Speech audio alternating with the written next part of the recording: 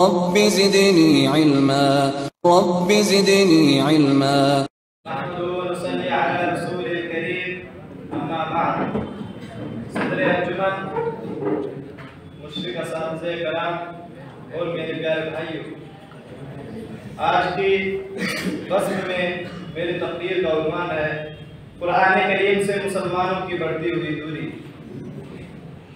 سامعین کرام، قرآن کریم ایک طرف معارف و حکم اور مواعظ و عبر کا ایک بحر میں کرام اور رہتی دنیا تک پوری انسانیت کے لیے جسم فیاض ہے، تو دوسری طرف فصاحت و بلاغت، کلام و بیان اور ادب و لغت کا ہوشیار ہے، جس کے سامنے بڑے بڑے علماء و ماہرین فن گھٹنے ٹیک کر اپنی بے بداعتی اور بے معنی کا اعتراف کرنے میں مجبور ہیں۔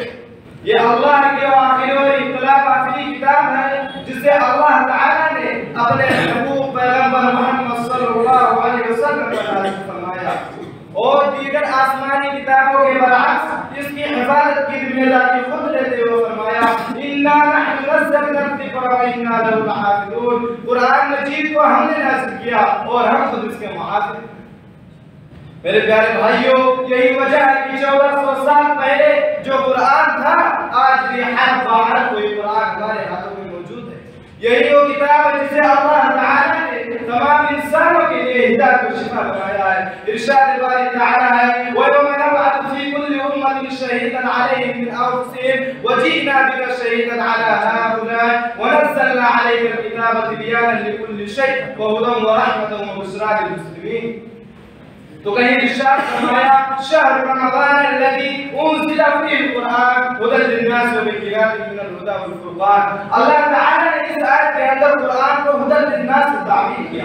معلوم ہوا کہ یہ قرآن تمام لوگوں کے لیے ہدایت ہے، چاہے وہ کسی بھی طرح کا انسان ہو، کسی بھی مذہب کا ماننے والا ہو، اور وہ بھی ایسی ہدایت اللہ تعالی نے اس کی بھی صراحت کر دی ہے وبینات من الہدی۔ چنانچہ یہ وہ کتاب ہے جس کا بھی تعلق اس کتاب سے ہو گیا وہ تمام لوگوں کے ممتاز ہو گیا۔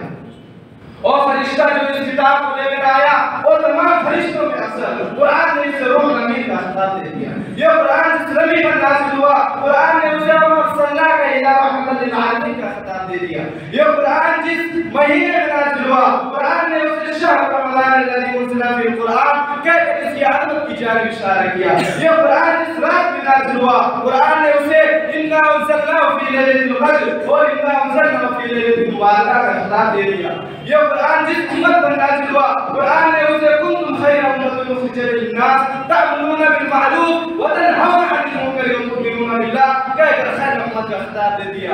لیکن افسوس اتنی ساری فضیلتیں نگاہوں کے سامنے ہوتے ہوئے بھی آج مسلمانوں نے قرآن کو تابوں کے زینت بنا دیا اور قرآن کو بے فائدہ سمجھ لیا، جبکہ اللہ تعالیٰ قرآن مجید کے اندر ارشاد فرماتا ہے ان هذا القرآن يهدي للتي هي اقوم۔ حقیقت یہ ہے کہ یہ قرآن کو راہ دکھاتا ہے جو بالکل سیدھی ہے۔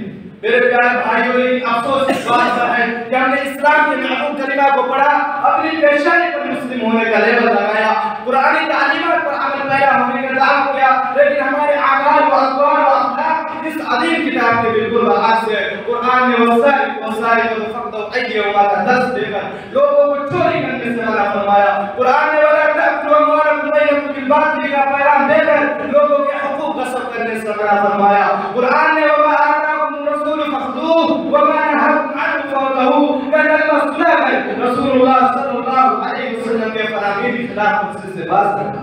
لیکن کیا ہم نے ان میں سے کسی اپنے کو گلے کا ہار بنایا؟ اگر ایک کو اپنایا بھی تو دوسرے کو ترک کر دیا۔ ہمارا دعوت چھوٹا تھا، نبی صلی اللہ علیہ وسلم جب اللہ سے شکایت کریں گے یا ربی ان قومی اتخذوا هذا القرآن مہجورا، اے میرے رب بے شک میری قوم نے اس قرآن کو چھوڑ دیا تھا، تو تم اس وقت کیا جواب دو گے؟ تمہاری حالت خاشعۃ الابصار رب دیتا کرتے ہوگی۔ اللہ رب العالمین سے دعا ہے کہ اللہ رب العالمین ہم تمام لوگوں کو قرآن احکامات کو سمجھنے کے ساتھ ساتھ اس پر عمل کرنے کی توفیق عطا فرمائے۔